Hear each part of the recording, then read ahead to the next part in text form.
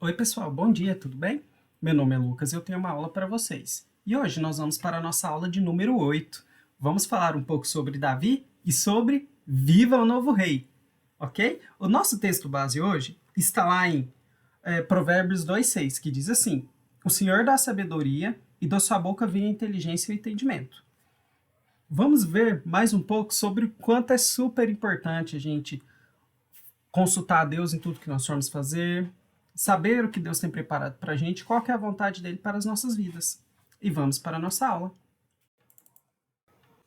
Saul havia morrido na batalha contra os filisteus.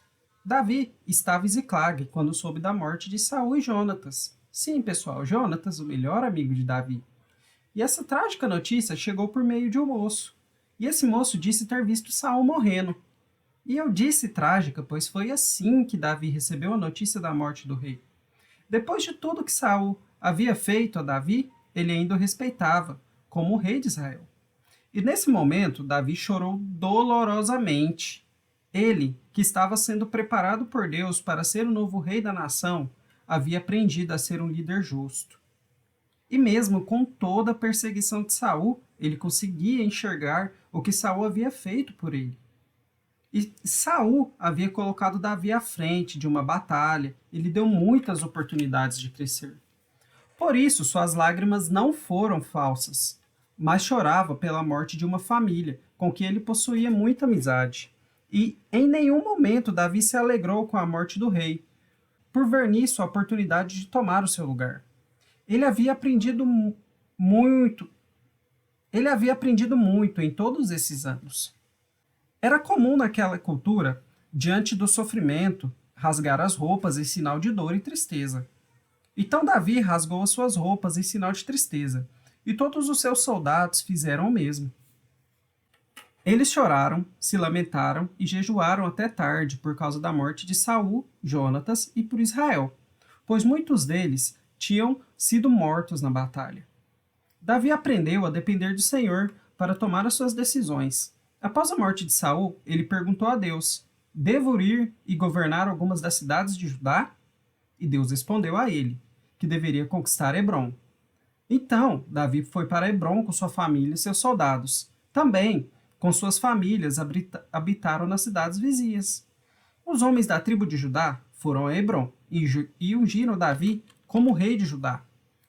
Essa unção aconteceu no cerimonial de posse do reino, como reconhecimento da autoridade do novo rei de Judá. Esta cidade ficava na parte sul de Israel. Enquanto isso, em outra cidade, estava o comandante do exército de Saul, chamado Abner.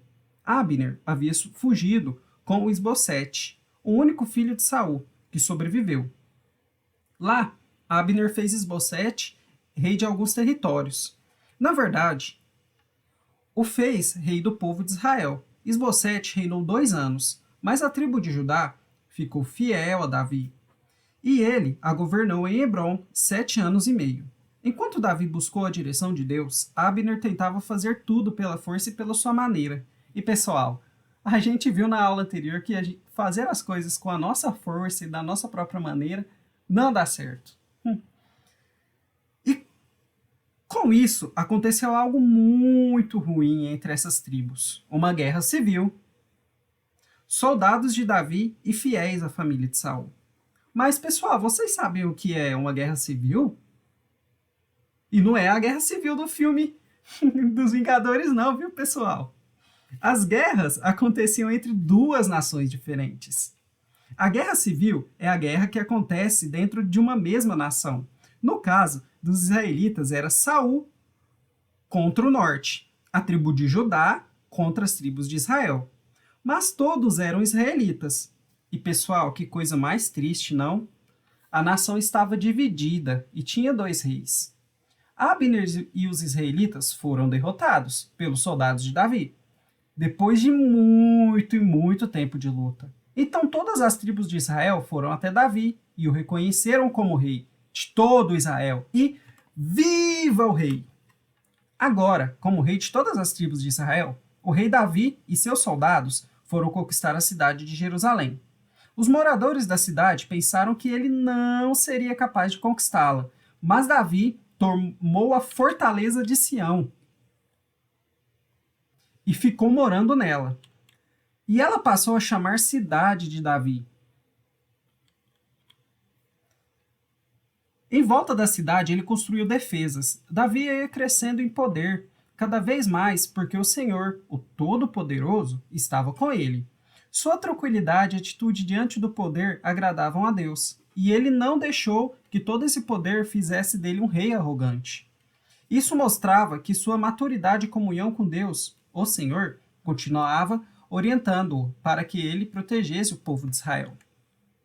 E um dos maiores feitos de Davi foi ter trazido para Jerusalém a Arca da Aliança de Deus. E ele o fez com uma grande festa e dançou com todo entusiasmo e louvor a Deus, o Senhor. A cada batalha, Davi consultava somente o Senhor. Davi fazia o que Deus havia mandado, e a bênção do Senhor estava sobre Davi. Pessoal, da mesma maneira que Davi, não podemos deixar que o sucesso nos suba a cabeça, pois isso se transforma em um sentimento de superioridade que toma conta do nosso coração, sabe? E assim como Davi, também precisamos vigiar os nossos corações para não ser mal agradecidos a Deus nem às outras pessoas. É sempre mais fácil ver o que ainda não temos ou o que ainda não aconteceu, do que ser gratos por tudo que temos e vivemos.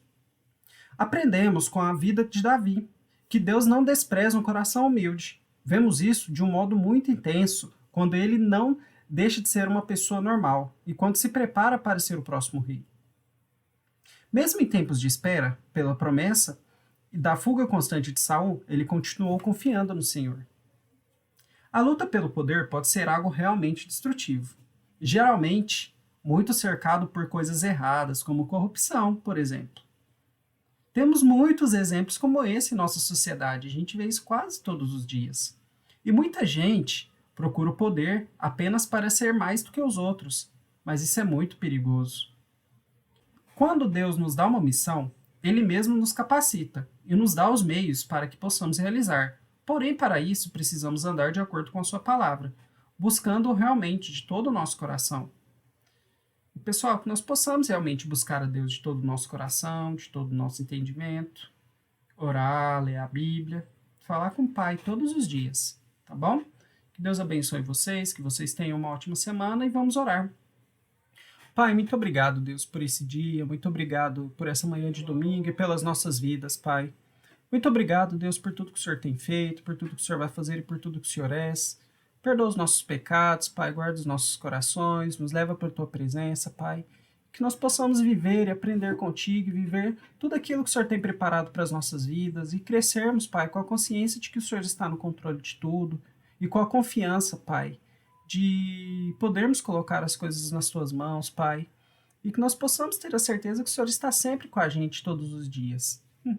Muito obrigado, porque cada manhã a sua misericórdia se renova, e também te agradecemos muito por tudo que o Senhor tem feito por nós. E é no teu nome que nós oramos, agradecemos e te pedimos perdão pelos nossos pecados. Em nome sagrado do Senhor Jesus. Amém. E é isso, pessoal. Boa semana. Tchau!